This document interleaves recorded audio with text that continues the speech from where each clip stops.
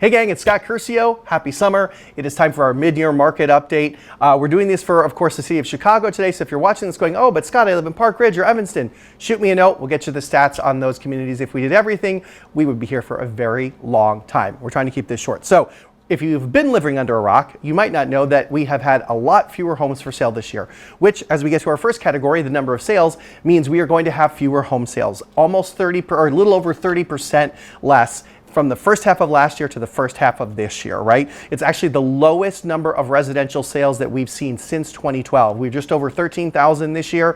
2012, we were at 12. For comparison, to give you a little bit of color, we usually sit somewhere between the 14, 15, 16, 17 range. Last couple years were a little bit more elevated because of the pandemic, so taking those out, that's where we normally sit. So we are definitely down. But fewer homes to sell means fewer homes will sell.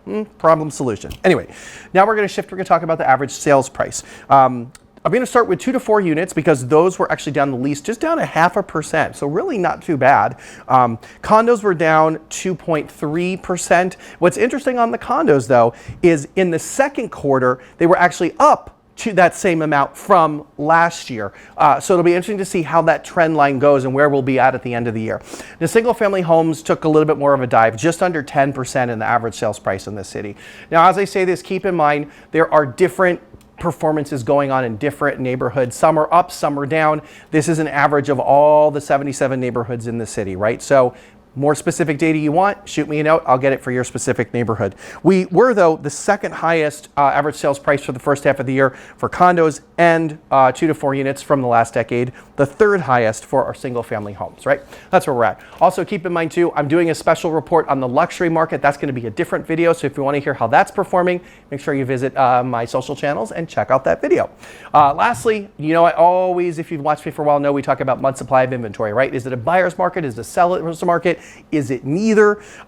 Looking at Chicago, we've actually been holding pretty steady this year. Condos at 2.7 months, single family homes at 3.1, and our 2 to 4 units at 4.4. Now, let's talk about what's going to happen the rest of the year. What do I think is going to happen? I don't know. I don't know, y'all.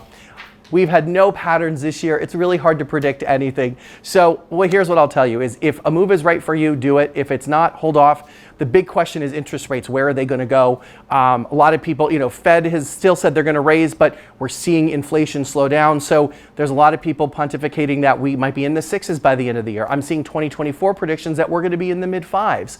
So there may still be a good opportunity if you're a buyer to pick up something this summer before any change happens that might bring more people back into the market.